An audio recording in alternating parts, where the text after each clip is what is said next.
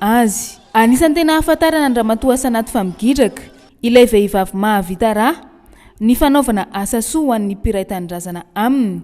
Anoho izany no antony atongavany eto Mahajanga amin'izao fotoana. Zaho moa zany zanaka Mahajanga.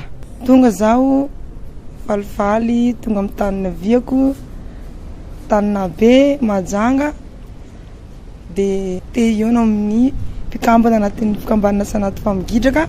Tsy maintsy mitohy-tsany asa soa, asa sosialy izay fataonay ato amin'ity fikambanana Sanaty Famigidraka. Maro zany ny hetsika tokony ataonay amin'izao fatongavako zao fa hitantsika miandalana eo ihany satria zay manao tonga dia efa surprise mipoaka tonga dia gidraka be reny fa zay zany tsy manome promesse tonga dia mitantara projet-ny jiaby fa rehefa manao zany zay tonga dia gidraka. Nofaranana tamin'ny fiaraha-misakafo niaraka tamin'ireo fianakaviana akaiky ny Sanaty Famigidraka, ny birao mandrafitra ny fikambanana Sanaty Famigidraka ary ireo manam-pahefana avy eto Mahajanga ny fiarahana sy ny fitsenana Andramatoa Sanaty Famigidraka tamin'iny alina iny tetsy amin'ny restaurant Les Roches Rouges.